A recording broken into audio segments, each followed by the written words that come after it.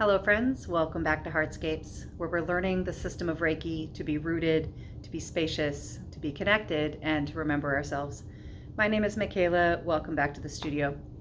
Well, it's just an absolutely sweltering day here in Davis, California. I believe it's about 105 at the moment.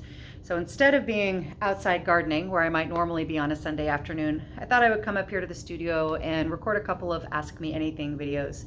Every once in a while, I'll put out a video like this that's just responding to a question that I received either in the comments of previous videos or in our Facebook group, which is called Reiki Community of Practice with Heartscapes. I'll put a link down below if you'd like to join us over there, or just in conversation with students or other folks.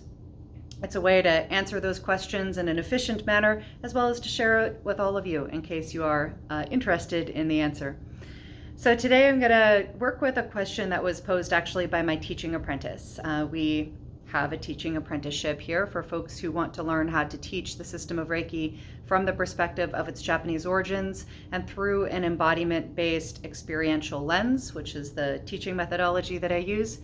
And so we've got a teaching apprentice at the moment, and in one of our last sessions we talked about materials. What are the resources that have gone into building my curriculum and my own ongoing studies and research with the system of Reiki and related fields. So of course I was already a couple of steps ahead of her. I had a bibliography ready for her to use, and I thought I would just go ahead and share that with you, because many of you have also asked from time to time for book recommendations or just ask where I get certain information. And so I just thought I would sit down and make a comprehensive video bibliography for you to share the resources that are most meaningful to me here at Heartscapes. And as you can see, I've amassed a pretty good sized collection of books here, and I've grouped them into several categories. Looking at these stacks, it seems clear that we're actually going to make this a two-part video because there's a lot of books here to talk about. So for this video, we're going to go through the books that are specifically about Reiki, taught from its Japanese perspectives, which is this stack. A couple of books around special topics within the system of Reiki. Books that are educational about the culture and history of the system of Reiki, things that are related to the foundations of system of Reiki, but not necessarily Reiki specific. So we're going to cover this stack here in this video. And then in the next one, we're going to go over resources that are absolutely instrumental for my work, but not directly related to Reiki. That's this stack here. We're going to talk about books of inspiration, books that bring poetry and story and song and other forms of art to help embody the principles that we're working with. That's this stack here. We're going to talk about some resources specific to cultivating a trauma-informed Reiki perspective, which is one of the classes that I teach, so some resources there. And those are just a couple of the manuals that I've written for my classes. Just want to give a shout out for creating your own materials. All right, so let's jump right on in. We're going to begin with a stack of books that is specifically books about the system of Reiki taught from its Japanese perspective. And I want to start with the three books that I actually use most directly in my classes. These are the books that I assign readings from, and for people who are in our year-long program, I provide copies of these books for them. So it's this little collection right here. We're going to go through them one by one. So the first two are The Japanese Art of Reiki by Bronwyn Logan and Franz Stina, and The Inner Heart of Reiki by Franz Stina. And these two books were actually the first books, the Inner Heart of Reiki in particular, the first books that I ever read and encountered that were explicitly teaching from the perspective of its Japanese origins. And this was a monumental moment for me when I discovered these resources, because I had really been looking for them. I had been feeling really disjointed and disconnected from my Reiki practice for quite some time at that point. I'd been practicing about 3 years, and I was starting to feel really disconnected and really out of integrity because I couldn't find resources about the actual origins of this system. What I was encountering was all very clearly filtered through a Western lens. And it got to the point where I was frustrated enough I was about to give up my practice. But as serendipity would have it, I came across these resources actually in an animal Reiki class of all places. And that really changed my trajectory, sent me on the path to be here with you today, teaching this topic. So the Japanese Art of Reiki, this one here, and I apologize, all of these are going to be in mirror image. I'm filming with my phone, so it's flipped the opposite way. So all of the text is going to be mirror image. So the Japanese Art of Reiki is the book that we use in Reiki 1 and 2, essentially as our textbook. And this walks through the system of Reiki from its Japanese origins and really orients us towards the 5 elements of the system of Reiki and many of the practices that are inside of each of those elements. And in brief, describing the historic, cultural, and spiritual context out of which these elements derived. It's very readable, it's very user-friendly, it's easy to get through, really short chapters, kind of clear and to the point. So just very readable, very easy to digest and to put into practice. So it's a very, they're books that are very easy to integrate into practice, not just work with theoretically. So the Japanese Art of Reiki we work with in Reiki 1 and 2, and then the Inner Heart of Reiki we work with in Reiki 3 in Shimpuden. And so that one, by the same authors, coming from the same perspective, going much more deeply into the esoteric roots of the system of Reiki and working with practices and elements and perspectives that you would typically find in Reiki 3 as opposed to Reiki 1 and 2. So those are our 2 essential resources that we use all the time. More recently, we added this very sweet little book from Natalie Jasper. And Natalie Jasper is a colleague of mine. We both study under Francina and Bronwyn Logan. And she is an artist, a Reiki practitioner, an Aikido practitioner, and a podcaster. She has a podcast called Dive into Reiki. I'll put that link below. She does some wonderful interviews, primarily, again, highlighting and uplifting the Japanese roots of Reiki, which include her work with Aikido. And she basically created this very simple little book called Reiki as a Spiritual Practice, and it's an illustrated practice guide. So it's basically a wide range of practices that you would encounter when working with Reiki in this way. Very simple descriptions of the practices, and then these really beautiful illustrations that she has put together to illustrate the practices. So just a really simple and easy and beautiful practice guide to help enhance the learning. I also use these in my classes and provide it to folks in my year program. So moving on from those resources, I wanted to highlight this book here called Women in Reiki. And this book by Silke Kleeman and Amanda Jane is an absolutely invaluable resource. The historical research that went into this book is incredibly impressive, and the emphasis on the women who are absolutely essential to the history of the system of Reiki from its origins, but that is harder to find information about.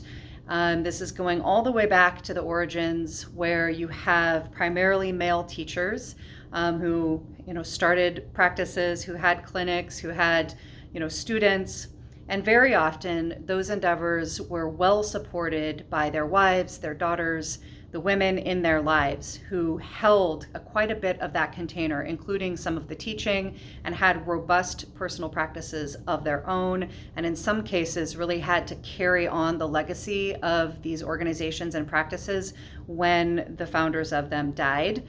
Absolutely fascinating history, really important stories that haven't been told nearly as much as the stories of their male counterparts.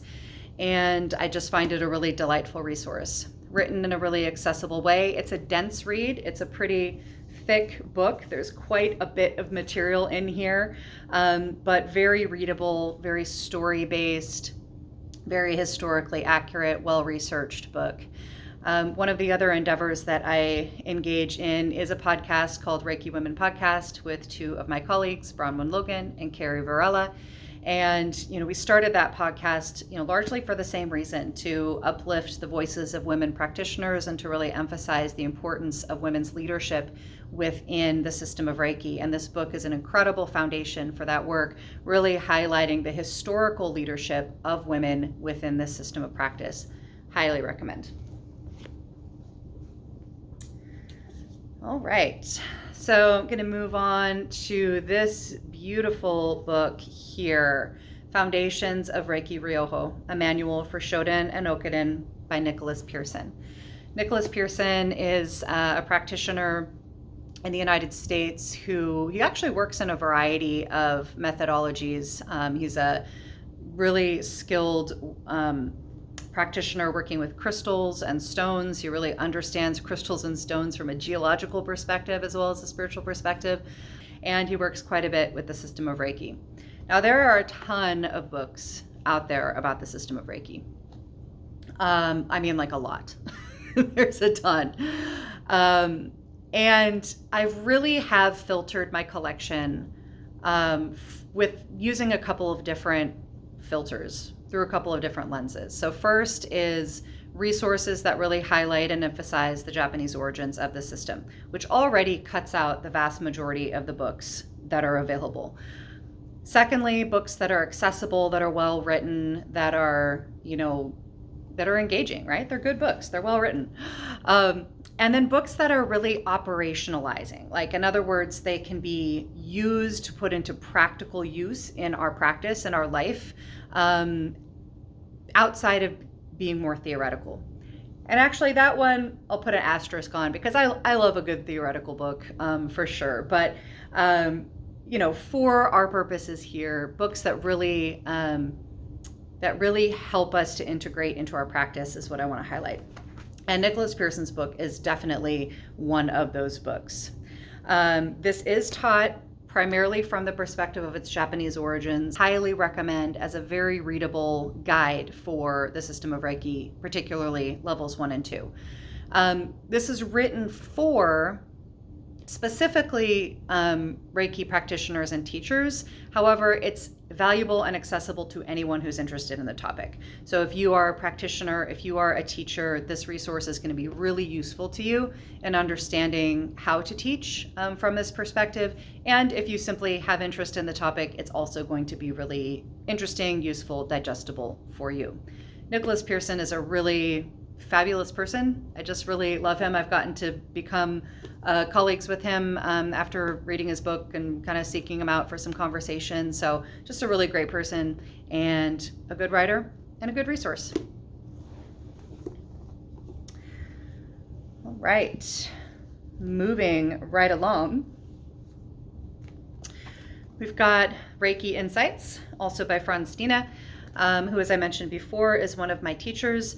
Franz is a pretty prolific writer. He's got quite a few books that are out, that are available, including a very recent one called The Way of Reiki, which I don't even have up here. I just realized I don't have that in my stack. It must still be downstairs. But this one here, Reiki Insights, was published a few years ago, and it's a collection of short essays. So I mean short, like 1 or 2 pages, very focused discussion on very specific topics across a wide range of topics related to, of course, Reiki, and specifically how to bring Reiki into our life, how to understand it from the perspective of its origins. Again, very readable, very accessible, nice, quick, short passages. They're kind of concentrated. There's a lot in there to digest, and so it's nice to kind of just read one. It's short, you can go through it quickly, but then sit with it for a little while. Kind of let it, work with you, let it work inside of your imagination, inside of your thoughts, do some journaling with it. So that's how I like to use this book, as really a stimulant for my thinking, for my imagination.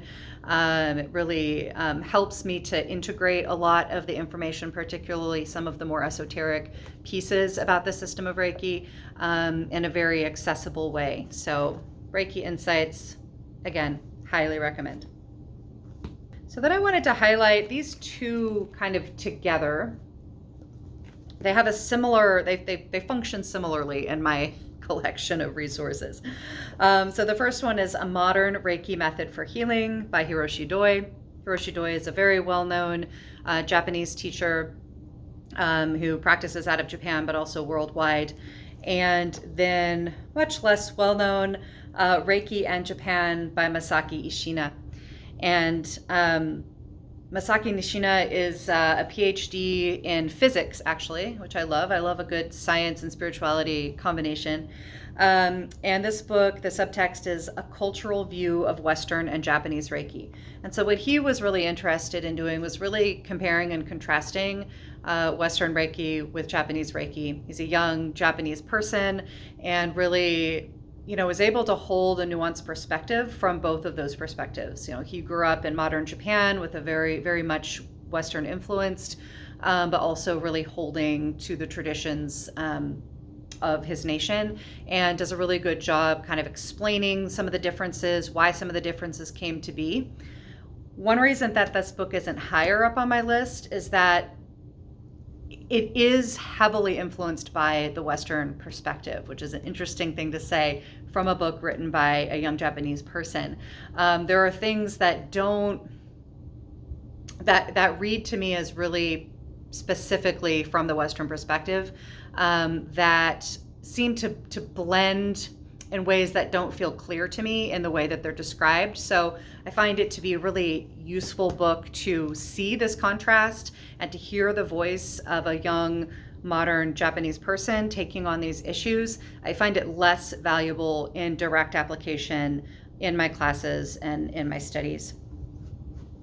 Hiroshi Doi is a fascinating author and teacher, and in this book you can really see the way in which he very intentionally blends these two traditions. He talks about this quite a bit in interviews and in the marketing for this book, that his approach has been to basically embrace both sides, to be absolutely rooted in his own traditions as a Japanese person, and to embrace the elements of Western Reiki and Western spirituality generally that he's inspired by and that he finds effective and that he finds to be a valuable contribution to the system of Reiki. And although that is not the direction that I have taken in my teachings, I really respect it. And I really respect the way that he has blended these things together. He's very clear and transparent about that. He articulates his reasoning for doing that really, really beautifully. He does it with a lot of integrity.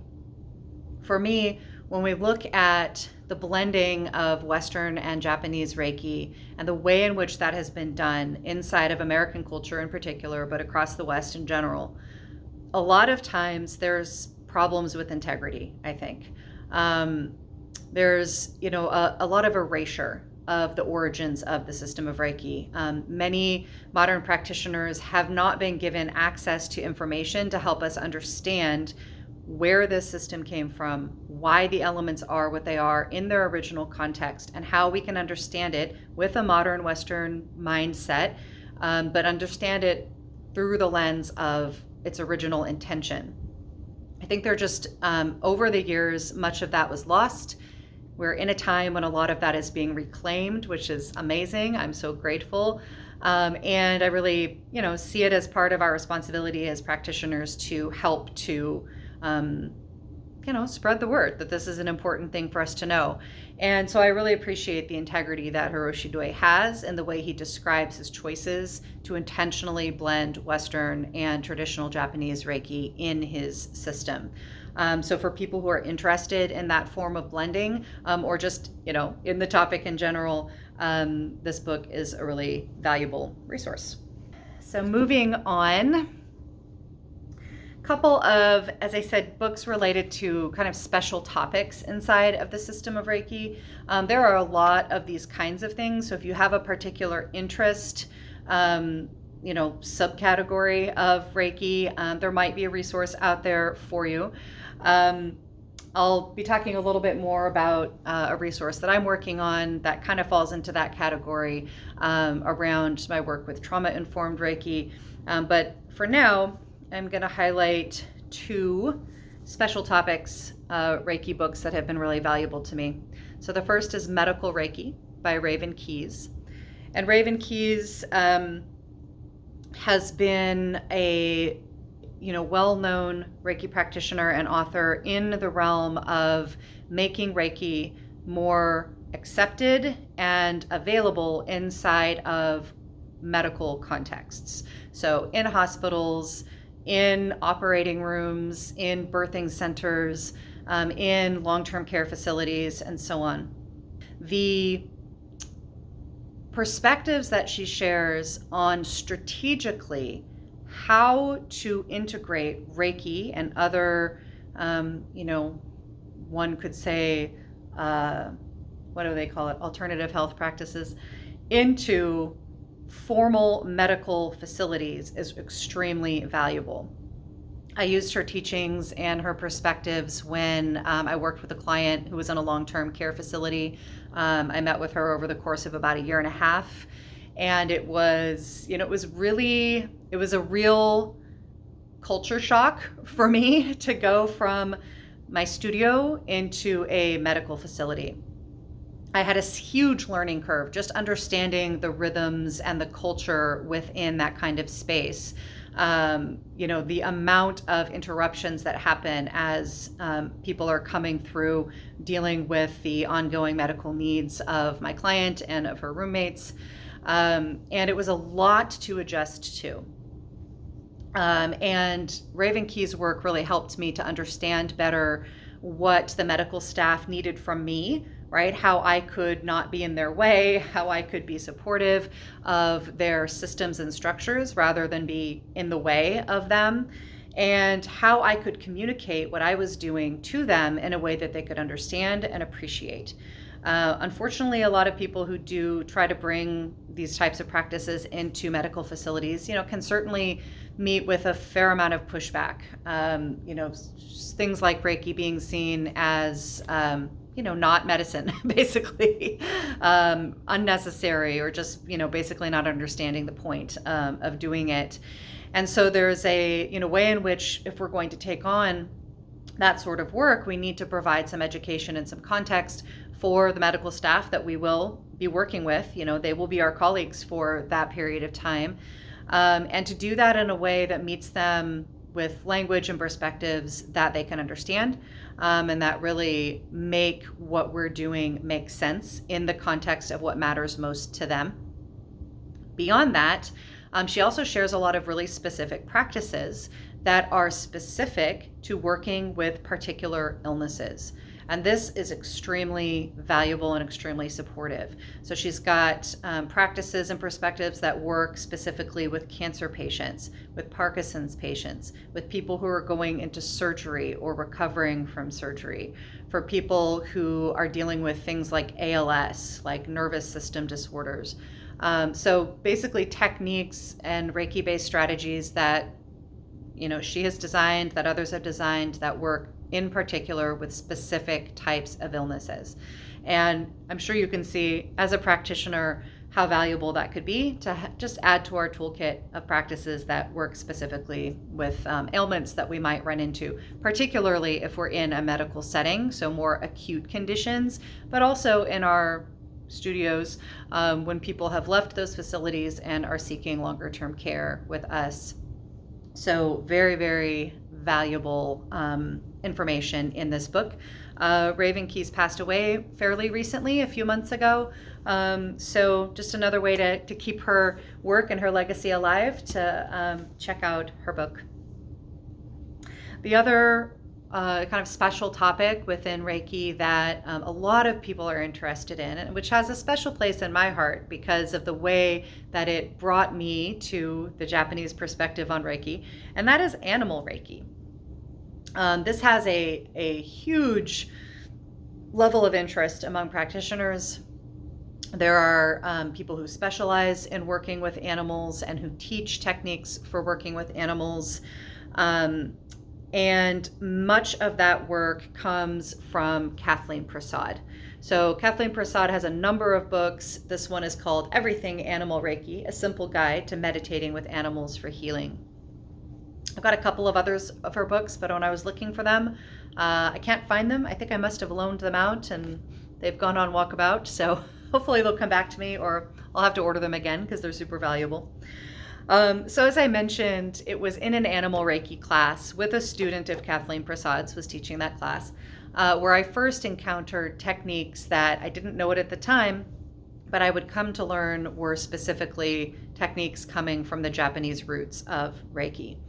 And this was a profound moment for me because, as I said, I had run into this point of frustration where I was really feeling out of integrity with my practice. I was really just not finding the information that I needed. I was feeling disconnected because I couldn't seem to find, it was like there was this deep groundwater that was deep below my roots, and my roots hadn't grown deep enough to find it yet, but I could feel that it was there. It was a very frustrating feeling. And so in this animal Reiki class, we're being guided in these particular meditations, and like all of a sudden it was like just the roots hit that water, and it was just this incredible feeling of relief and of curiosity and surprise. Franstina's book, The Inner Heart of Reiki, was on the table as a resource, and that was where I discovered that book, and it really brought my practice back to life, and obviously you can tell it was a big deal. Outside of that, what it means personally to me, one of the things that's so fantastic about Kathleen Prasad is that she really understood the ways in which the Japanese roots of Reiki and the way in which it is practiced as more of a meditative practice and less so of a hands-on healing practice. How appropriate that is, as a methodology for working with animals. That approaching Reiki as a meditative practice, as a practice that emphasizes our oneness, our wholeness, reaching out into the web of life, becoming spacious, becoming rooted, becoming connected, that this was actually we as humans tapping into something that is much more natural and inherent in many ways for animals. And that animals responded better to that form of Reiki practice than they do to hands-on healing. Many people who have tried doing traditional hands-on healing, from a Western perspective, work with animals, including myself, have run into kind of a curious frustration in that the animals seem to often, not in all cases, but often animals seem to move away from that hands-on. Even our own pets, who normally like to be petted by us, often don't respond as well to hands-on healing. She goes into a lot of explanation about why that might be and helps us to cultivate practices that are much more aligned with animals' ways of being, are much more focused on being with them rather than changing them, healing them in some way, much more about being in the flow of life with them, listening to them, learning from them, and it's just a really beautiful sort of practice. The teaching methodology that she teaches is called the Let Animals Lead method. So she trains practitioners to be animal Reiki practitioners and animal Reiki practice teachers in this methodology, the Let Animals Lead methodology. I'll put links to that down below. If you are interested in learning to be an animal Reiki practitioner, explicitly working with animals or including working with animals in your practice, if that's something that you really are focused on, then doing some training with her would be really valuable. At the very least, working with her books. This is just one example. Again, she's got many available. Okay. We have got a few more stacks of books here. And I think I'm actually going to pause part 1 here. I was going to go into this next stack, but we are already going on a half an hour. So I think I'm going to pause here. I'm going to put the resources for what I've already gone through down below and links where appropriate so you can follow them. And then I'm going to do a part 2 to this video, go through the rest of these books, and again, share how you can acquire these resources. If you have any resources that you particularly love that are either specifically about the system of Reiki or about anything that feels related, or just any other practice that you're interested in, let's let the chat down below be a treasure trove of resources to help us all build our libraries and our toolkits to be better informed and better inspired Reiki practitioners. And as you go through that process of building your library, building your toolkit, may you be deeply provisioned for it. Okay, until the next video, love you, goodbye.